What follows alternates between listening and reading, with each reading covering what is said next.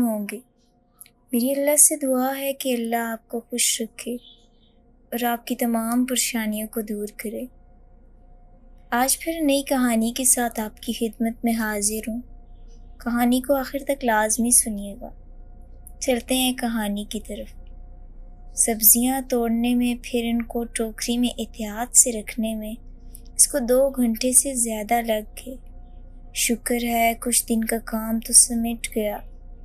اس نے سوچا چلو بچوں گھر چلیں۔ اس نے کھیت میں بھاگتی اپنی بچیوں کو آواز لگائی، بس امی تھوڑی دیر اور، ان کا ابھی تھوڑا کھیلنے کا ارادہ تھا۔ اف، اس نے ٹوکری زمین پر رکھ دی۔ تھکن سے اس کا برا حال تھا۔ اس نے آس پاس نظر دوڑائی۔ چند قدم کے فاصلے پر کسی نے درخت کے ساتھ چارپائی کھڑی کر کے لگائی ہوئی تھی۔ اس نے آہستہ سے چارپائی بچھائی۔ چلو میں ذرا کمر سیدھی کر لوں۔ چارپائی پر دراز ہو کر اس نے اپنی چادر اچھی طرح اوڑھ لی۔ گاؤں کی اکلوتی مسجد سے مغرب کی اذان کی آواز اس کے کانوں میں پڑی تو وہ گھبرا کر اٹھ بیٹھی۔ اف، اتنی دیر ہو گئی، مجھے پتہ بھی نہیں چلا۔ ہر طرف اندھیرا پھیلنے لگا تھا۔ اسما، سیمات، اس نے بچیوں کو آواز لگائی۔ وہ تینوں اپنی ہم عمر سہیلیوں کے ساتھ برآمد ہو گئیں۔ کتنی دیر ہو گئی، مجھے اٹھایا کیوں نہیں؟ اب جلدی گھر چلو، کھانا بھی تیار ہے۔ بچیوں نے اپنی سہیلیوں کو الوداع کیا۔ اس نے اپنی ٹوکری سر پر رکھی اور تینوں کھیتوں سے گزرتی اپنے گھر لوٹ آئیں۔ لوٹ کر وہ تیزی سے کھانا بنانے میں لگ گئے۔ صبح سبزیاں امیرہ کے گھر پہنچا دوں گی، اس نے پروگرام بنایا۔ سبزیاں کاشت کرنا، کچھ اپنے استعمال کو رکھنا اور کچھ فروخت کر دینا۔ اس کا چھوٹا سا بزنس تھا۔ اس کے اور اس کی بچیوں کے کچھ اخراجات پورے ہو جانے ہوتے تھے۔ ویسے تو ان کے اخراجات نہ ہونے کے برابر تھے۔ گاؤں کی انتہائی سادہ قناعت شکر دامن زندگی۔ یہ 2 کمرے اور سین پر مشتمل چھوٹا سا گھر اس کا اپنا تھا، اور گھر سے تھوڑا دور نہر کنارے چھوٹا سا زمین کا حصہ بھی اس کی ملکیت تھا، جس پر اس نے مختلف سبزیاں کاشت کر کے چھوڑی ہوئی تھیں۔ اپنا تھوڑا بہت خرچہ وہ کپڑے سلائی کر کے پورا کر لیتی تھی۔ ویسے تو گاؤں میں سلوانے کا رجحان اتنا زیادہ نہ تھا۔ عورتیں اپنی گنتی کے سال کے جوڑے خود ہی تیار کر لیتی، مگر چند امیر بڑے گھر کی خواتین، جن میں اس کی نند امیرہ بھی شامل تھی، اپنے اور اپنے بچوں کے کپڑے اجرت دے کر سلوا لیا کرتی۔ اس طرح جیسے سہتے اوکھے سوکھے اس کا اور اس کی بچیوں کا وقت گزر رہا تھا۔ خوبصورت حسین ڈالی خوبصورت کم عمر افضل اس کی شادی کی تصویر تھی۔ اس طرح جیسے کیسے اس کا گزر ہو رہا تھا، ورنہ افضل نے تو مہینوں سے خرچہ بھیجنا چھوڑ رکھا تھا۔ افضل، اس نے کونے پہ دھرے فریم میں افضل کی تصویر پر نظر ڈالی۔ خوبصورت کم عمر افضل، 22 سالہ افضل اور 17 سالہ نازمین، خوبصورت حسین گوری چٹی نازوں۔ کھیتوں میں کام کر کے بھی اس کی مکھن جیسی رنگت ذرا نہ بدلی تھی۔ لمبے کالے بال کمر تک آتے تھے۔ صابر، خدمت گزار، مگر نہ جانے کیا بات ہوئی کہ نازمین کبھی افضل کے دل پر نہ چڑھ سکی۔ شاید افضل پر اپنے نام کا بہت زیادہ اثر تھا۔ وہ خود کو نہ جانے کیا سمجھتا تھا، ورنہ اس کے چھوٹے بھائی انور اور بہن امیرہ تو بہت سیدھے لوگ تھے۔ حالانکہ امیرہ گاؤں کی سب سے امیر گھر میں بیائی گئی تھی۔ اس کے گھر میں ٹی وی، فریج تک تھا۔ اپنی بڑی بھابھی نازمین کو سر پر بٹھاتی، اس کی بڑی عزت کرتی۔ اس کا دیور انور افضل کی طرح انٹر پاس تھا، وہ بھی گاؤں میں نوکری کرتا تھا۔ اس کی بیوی بچے اس کے ساتھ ہی رہتے تھے اور وہ ان سے بہت محبت کرتا تھا، جیسے کہ ان کا حق تھا، جیسے ہر بیوی بچوں کا ہوتا ہے۔ آٹا گوندنے اور روٹی ڈالتے نازمین نہ جانے کیا سوچے گی۔ افضل اس کے سگے تایا کا بیٹا تھا۔ اس کی پیدائش کی منگ تھی اور 17 کی ہوتے ہی اس کی شادی افضل سے کر دی گئی، مگر شادی کے 10 سالوں میں 3 بیٹیاں تو ضرور ہو گئیں، مگر افضل اس سے محبت نہ کر سکا، بلکہ گزرتے وقت کے ساتھ اس سے مزید دور ہوتا گیا۔ ایک تو اس کو شہر کی لڑکیاں پسند تھیں، پڑھی لکھی، ماڈرن، اور پھر اس کو بیٹے کا بہت ارمان تھا، مگر سیدھی سادی نازو نہ تو اس کو بیٹا دے سکی، نہ اس کے دل پر کبھی راج کر سکی۔ جب تک نازو کے تایا زندہ تھے، اس کا باپ کی طرح خیال رکھتے تھے۔ انہوں نے افضل کے اتوار چند سالوں میں ہی بھاپ لیے تھے، اور تو کچھ ان کے بس میں نہ تھا۔ انہوں نے گاؤں کے چند لوگوں کے سامنے یہ گھر اور نہر والی زمین نازو کے نام کر دی۔ تایا کے گزر جانے کے بعد افضل کو جیسے چھٹی مل گئی۔ وہ پہلے گاؤں کے قریب نوکری کرتا تھا اور ہر ہفتے گھر آ جاتا تھا، پھر اس نے کئی دن آنا چھوڑ دیا، مہینوں خرچ نہ دیتا۔ پھر اچانک اس نے گاؤں سے اتنی دور سندھ میں کسی شوگر مل میں نوکری کر لی۔ سندھ کا وہ شہر ان کے گاؤں سے اتنا دور تھا کہ ٹرین سے آنے جانے میں 2 دن اور 1 رات لگ جاتے۔ اب وہ مہینوں شکل نہ دکھاتا۔ کبھی خرچے کے نام پر نازو کے ہاتھ پر مختصر رقم تھماتا اور بس۔ تھک ہار کر نازو ہمت کر کے اٹھی۔ اس نے اپنی زمین پر سبزیاں کاشت کرنا شروع کی، اپنی نند امیرہ، اس کے بچے اور چند عورتوں کے کپڑے سینا شروع کر دیے۔ اس کا گزارا ہونے لگا۔ چند اڑتی خبریں افضل کے متعلق آنا شروع ہوئیں کہ اس نے شہر میں دوسری شادی کر لی ہے۔ اف روٹی ڈال کے نازو نے اٹھنے کی کوشش کی، مگر اس کا جسم جیسے پتھر کا ہو گیا ہو۔ اسما، سیما، اس نے بمشکل آواز دی۔ بچیاں بھاگی چلی آئیں۔ کیا ہوا امی؟ نازو کے کندھے اتنے بھاری ہو گئے تھے جیسے اس پر منوں کا بوجھ ڈال دیا گیا ہو۔ بچیاں اس کو تقریباً گھسیٹی کمرے میں لے گئیں اور بستر پر لٹا دیا۔ اپنی حالت اس کی سمجھ سے باہر تھی کہ مجھے آج کیا ہو گیا ہے۔ اس نے سوچا، اگر مجھے کچھ ہو گیا تو میری بیٹیوں کو کون دیکھے گا؟ اس خیال نے اس کی جان نکال دی۔ نہ جانے کب اس کو نیند نے آ لیا۔ صبح اس کی سائمہ بیٹی اپنی پھپھو امیرہ کو بلا لی۔ کیا ہوا بھابھی؟ خیر تو ہے؟ امیرہ پریشان ہو گئی۔ پتہ نہیں، نازو کی آنکھوں سے آنسو باہر نکل آئے۔ فکر نہ کریں بھابھی، میں تمہیں حکیم صاحب سے دوا لا کر دوں گی، تمہاری طبیعت ٹھیک ہو جائے گی، گھبراؤ نہیں۔ امیرہ اسے تسلی دے کر چلی گئی۔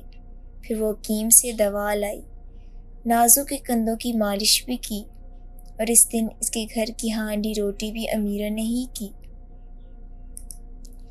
آہستہ 2-1 دن میں نازو کی طبیعت سنبھل گئی۔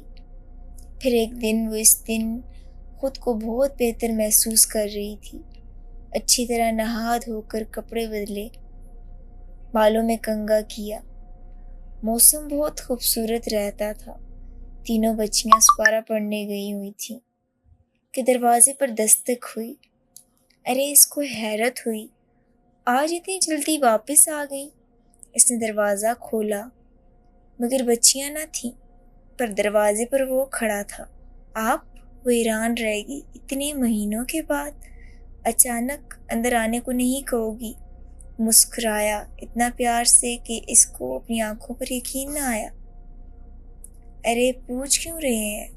آئیں، اس نے راستہ دیا۔ اس کے پیچھے اندر چلا آیا۔ آپ کھانا کھائیں گے؟ نکالوں؟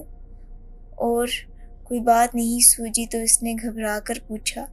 شادی کے 10 سالوں میں کبھی اس نے اور افضل نے ایسی باتیں نہیں کی تھیں جیسے عام میاں بیوی اپنے دکھ سکھ کرتے ہیں۔ صبح سے شام تک کی مصروفیت ایک دوسرے کو بتاتے ہیں۔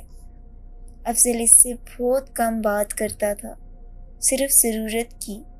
اس کو تو اکثر سمجھ ہی نہ آتا کہ وہ اس سے کیا باتیں کرے، مگر آج وہ نہ جانے کیوں بہت خوش تھا۔ بات بے بات مسکرا رہا تھا، اس کو چھیڑ رہا تھا۔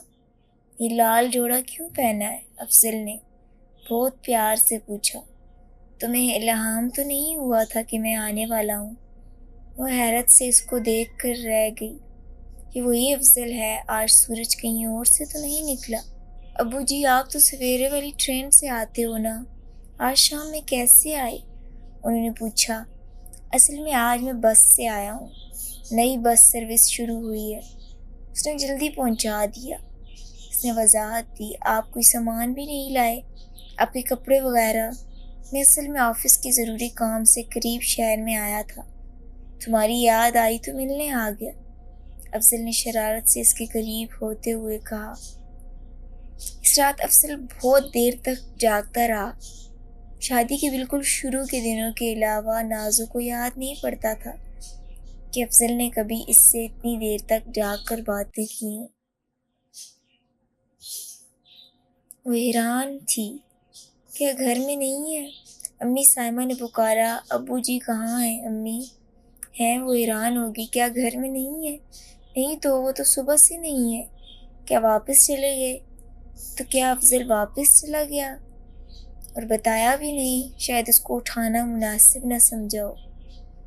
اس رات نے کئی دن جیسے نازو کو نشے میں رکھا، مگر دن گزرتے گئے پر افضل نے کوئی رابطہ نہ کیا۔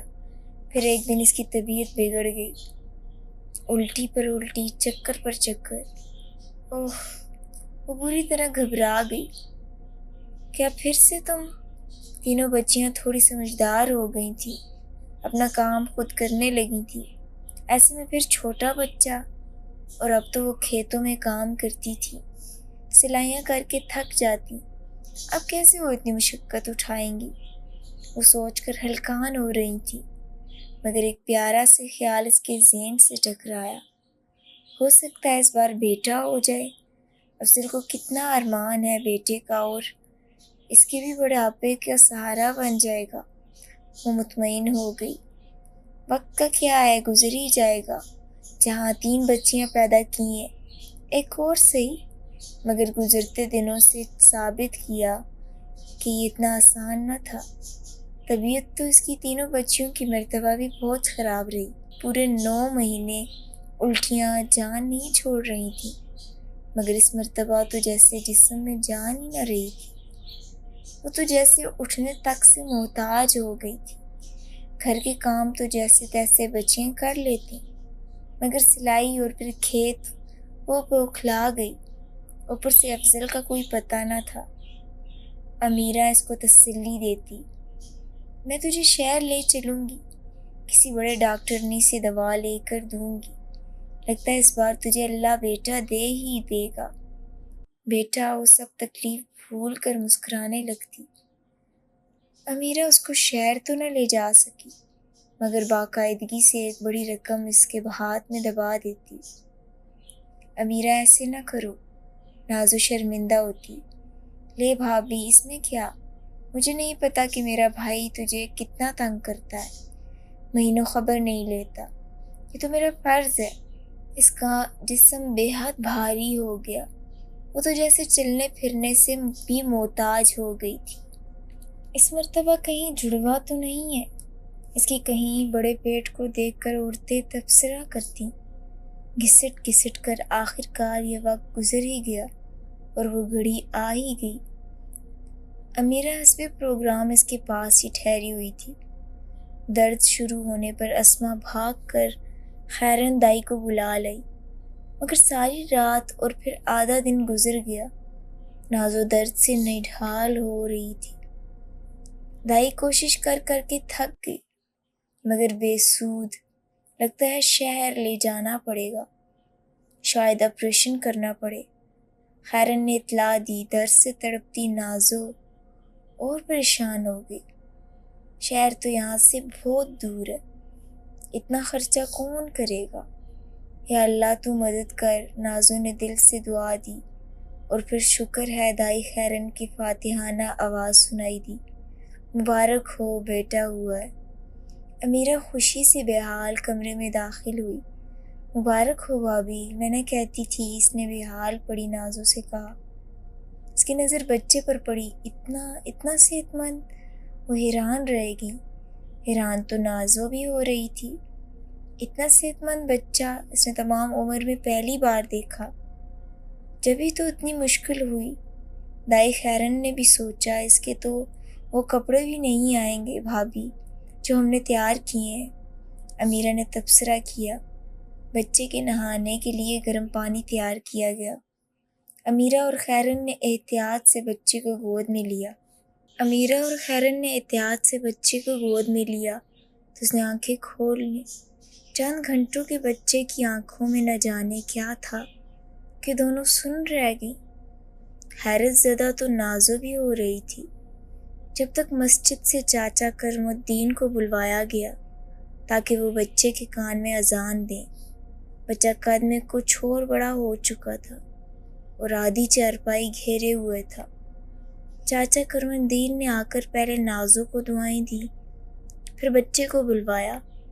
ایک دن کے بچے کو دیکھ کر ان کی آنکھیں پھٹ گئیں۔ انہوں نے خود پر کنٹرول کرتے ہوئے اذان دینا شروع کر دی، اور جو بچہ پیدا ہونے کے بعد سے ایک مرتبہ بھی نہیں رویا تھا، بھیانک آوازیں نکالنے لگا جیسے رو رہا ہو۔ شام کو مغرب کی نماز سے فارغ ہو کر چاچا کرم الدین نے واپس پاس بلایا گاؤں کا رخ کیا جہاں ان کے ایک بزرگ رہتے تھے۔ ان کے دماغ میں ان کے بچپن کی سنی ہوئی چند کہانیاں دوڑ رہی تھیں، جن سے گاؤں کی ایک عورت نے جن کے بچے کو جنم دیا تھا۔ چاچا کرم الدین کے بزرگ امام بخش ویسے تو بہت ضعیف ہو چکے تھے، مگر ان کی یادداشت بالکل ٹھیک کام کرتی تھی۔ یہ بہت پرانی بات ہے، پاکستان بننے سے بھی پہلے کی۔ میں اس وقت کوئی 10-11 سال کا ہوں گا، امام بخش نے سوچتے ہوئے کہا۔ ہمارے گاؤں میں ایک عورت نے ایک بچے کو جنم دیا۔ وہ قد میں عام بچوں سے بہت بڑا تھا اور دن بدن وہ بہت بڑا ہوتا گیا۔ 8-10 دن میں وہ دیوار تک پہنچ گیا۔ اس نے اپنی ماں کو گلا دبا کر مار دیا۔ کیا 10 دن کے بچے نے؟ چاچا کرم الدین حیران رہ گئے۔ وہ بچہ نہیں تھا، وہ بدرو تھا، امام بخش نے جواب دیا۔ اگر اس کو ختم نہ کرتے تو وہ پورے گاؤں کو مار دیتا۔ اس کو ختم کر دیا تھا، ہاں اس کو دفن کر دیا تھا۔ امام بخش آج بھی لرز گئے۔ وہ 10 روز کا بچہ کسی کے ہاتھ نہیں آ رہا تھا، وہ بلا تھا، کچھ شیطان تھا۔ واپسی کا راستہ چاچا کرم الدین نے سوچوں میں غرق طے کیا۔ نہیں ایسا نہیں ہے، یہ بچہ کچھ زیادہ لمبا چوڑا ضرور ہے مگر انسان ہی ہے، ضروری نہیں کہ میرا وہم سچ ہو۔ انہوں نے کیسے خود کو تسلی دی۔ گاؤں واپس پہنچ کر انہوں نے سوچا کہ نازو کے گھر چکر لگائے۔ چھوٹے سے گاؤں میں سب لوگ ایک دوسرے کے رشتہ دار ہی ہوتے ہیں، قریب کے یا دور کے، سب کے دل ایک دوسرے سے جڑے ہوتے ہیں، مگر ان کا وہم نہ تھا۔ 3 دن کا بچہ چارپائی پر بیٹھا زور سے ہنس رہا تھا۔ گھر کی عورتیں زور سے چیخ رہی تھیں۔ کرم الدین کے اندر داخل ہوتے ہی بچے نے ہنسنا بند کر کے کرم الدین کو گھورنا شروع کر دیا، پھر اتنی تیز مکرو آواز نکالی جیسے ان کو وارن کر رہا ہو۔ نازو، امیرہ بیٹی، میری بات سنو۔ انہوں نے ساری تفصیل جو امام بخش نے اس سے سنی تھی دہرا دی۔ یہ انسان نہیں ہے، یہ کسی اور مخلوق کی اولاد ہے۔ اگر یہ زندہ رہا تو پورے گاؤں کو کھا جائے گا۔ کرم الدین نے کہا، دل بڑا کر نازو بیٹی، میں گاؤں والوں کو لے کر آتا ہوں، اس کو زندہ رہنا ٹھیک نہیں ہے۔ کیا؟ نازو کا دل ڈوب گیا۔ اس کا بچہ، اس کو مار دیں گے؟ مگر اس کی نظر بچے پر پڑی۔ وہ 3 دن کا چارپائی کے برابر کھڑا ہونے کی کوشش کر رہا تھا اور اس کی کوشش میں انتہائی بھیانک آوازیں نکال رہا تھا۔ نازو چیختی ہوئی کمرے سے باہر نکل گئی۔ جب گاؤں کے مرد چچا کرم کی ہمراہی میں اللہ اکبر پکارتے گھر میں داخل ہوئے تو کسی خوفناک صورتحال سے نپٹنے کی ضرورت نہ پیش آئی۔ کیونکہ وہ بچہ پہلے ہی دنیا سے کوچ کر چکا تھا۔ گاؤں والوں کو مشترکہ بیان تھا کہ گھر سے قبرستان تک پہنچنے تک بچے قد اور وزن میں کئی گنا بڑا ہو چکا تھا۔ نازو پر تو جیسے قیامت گزر گئی۔ اتنا مشکل عرصہ اس نے کسی اچھی امید پر گزار دیا تھا، مگر حوصلہ کر بھابھی، جو ہوا سو اچھے کے لیے ہوا۔ اس کے دیور انور نے اس کے سر پر ہاتھ پھیر کر تسلی دی۔ اچھا، نازو خالی آنکھوں سے اس کو دیکھ کر رہ گئی۔ اب کیا اچھا ہونا ہے؟ افضل کا اس رات کے بعد کوئی پتہ نہ تھا۔ انور اس کو کچھ خیال آیا۔ جی بھابھی، حکم کریں۔ انور اپنے بھائی کو کوئی پتہ، کوئی فون نمبر مجھے دے۔ میرے بھائی، اس کو تو معلوم ہی نہیں کہ کیا قیامت گزری ہے ہمارے پر۔ بھابھی، انور گڑبڑا گیا۔ Phone number? چلو میں پتہ کرتا ہوں۔ کیا بتاؤں بھابھی کو؟ انور سوچ میں پڑا ہوا تھا۔ کوئی آج کی بات نہیں، 2-2.5 سال پہلے اس نے افضل سے سخت لڑائی کے بعد ہر طرح کا رشتہ ختم کر لینے کی قسم کھائی تھی۔ ادھر ادھر سے خبریں سننے کے بعد اس نے افضل سے خود بات کرنے کا ارادہ کیا۔ اس کی مل پہنچ گیا تھا، مگر وہاں کی صورتحال ہوش اڑا دینے والی تھی۔ افضل اپنے دوستی، بیوی اور بچوں کے ساتھ اطمینان سے زندگی گزار رہا تھا۔ انور کے پوچھنے سے اس نے حتمی انداز میں کہہ دیا تھا کہ وہ نازمین کے ساتھ بالکل خوش نہیں ہے اور وہ شادی صرف اس کے بزرگوں کا فیصلہ تھا، اس لیے اس نے اپنے پسند سے دوسری شادی کر لی۔ خدا نے اسے بیٹا بھی دے دیا۔ اب نازمین یا اس کے بیٹوں سے اس کا کوئی تعلق نہیں۔ انور نے اس کو بہت سمجھایا کہ بے شک وہ دوسری شادی کر لے، مگر نازو اور اس کی بیٹیوں کا خیال بھی رکھے، وہ بھی اس کی اولاد ہے۔ مگر افضل کسی صورت راضی نہ تھا۔ تو نازمین کو بتا دے میرا اب اس سے کوئی تعلق نہیں، وہ میرا انتظار نہ کرے۔ اگر تیرا بھابھی سے تعلق نہیں تو یاد رکھ میرا تجھ سے بھی اب کوئی تعلق نہیں۔ میرا تیرے ساتھ اب جینے مرنے کا ہر رشتہ ختم سمجھ۔ انور غصے میں بھرا یہ کہہ کر چلا آیا تھا، اور اتنے عرصے میں اس کا افضل کے ساتھ کوئی رابطہ نہیں ہوا۔ جب اس کو اپنی بیوی کی زبانی معلوم ہوا تھا کہ افضل پچھلے دنوں گاؤں اپنے گھر آیا تھا اور نازو امید سے ہو گئی تھی، تو اس کو بہت خوشی اور اطمینان ہوا۔ اللہ کرے بھائی سدھر جائے۔ اس نے دل سے دعا کی۔ اس لیے اس نے کسی کو افضل کی دوسری شادی کے بارے میں نہیں بتایا کہ کبھی صبح کا بھولا شام کو لوٹ آئے۔ مگر اب بھابھی کو کیا بتاؤں؟ اس نے سوچا، اتنی ضروری ہے کہ افضل کے علم میں ہو کہ اس کی غیر موجودگی میں اس کی بیوی نے کتنی تکلیف اٹھائی ہے۔ اس نے اپنی ڈائری سے افضل کی مل کا فون نمبر کاغذ پر اتارا۔ لے بھابھی، دے بھائی کو اطلاع۔ نازو نے فون نمبر تھام لیا۔ چند دن پہلے ہی امیرہ کے گھر فون لگ گیا تھا۔ پہلے تو گاؤں والوں کو فون کے سلسلے میں گاؤں سے باہر جانا پڑتا تھا۔ امیرہ نے اپنے شوہر سے سیکھے گئے طریقے کے مطابق فون نمبر ملا کر نازو کو دے دیا۔ ہیلو، رابطہ ملنے پر اس نے کہا، جی مجھے افضل حسین سے بات کرنی ہے۔ افضل حسین دوسری طرف آواز میں شدید حیرانی آ گئی۔ آپ کون بول رہے ہیں؟ جی میں۔ ان کی نہ جانے کیوں بیوی بولتے ہوئے نازے کو شرم آ گئی۔ میں ان کے گھر سے بات کر رہی ہوں۔ اوہ، تو آپ کو ابھی تک اطلاع نہیں پہنچی؟ ادھر سے پوچھا گیا۔ کیسی اطلاع؟ نازو کو گھبراہٹ ہونے لگی۔ دیکھیں جی، افضل صاحب کا تو کوئی 1.5 سال پہلے انتقال ہو گیا تھا اچانک۔ کیا؟ نازو پر جیسے چھت آن گری۔ ان کا تو شاید ہارٹ فیل ہو گیا تھا، بیٹھے بیٹھے ہی ختم ہو گئے تھے۔ ان کی مسز اپنے بھائی کے ساتھ ڈیڈ باڈی لے گئی تھی، مگر کیا انہوں نے گاؤں اطلاع نہیں دی؟ Mrs dead body? Nazo phone کان سے لگائے بیٹھی رہ گئی۔ دوسری طرف سے رابطہ کٹ چکا تھا۔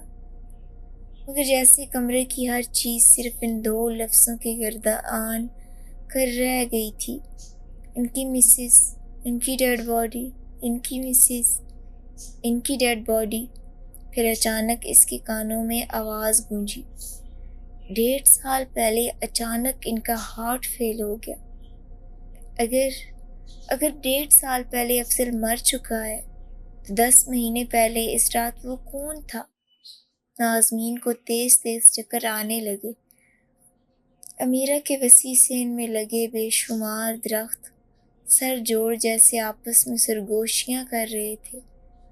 وہ کون تھا؟ اور پھر اس کے نتیجے میں پیدا ہونے والا وہ شیطان۔ نازمین نے کھڑے ہونے کی کوشش کی مگر چکر کھا کر گر پڑی۔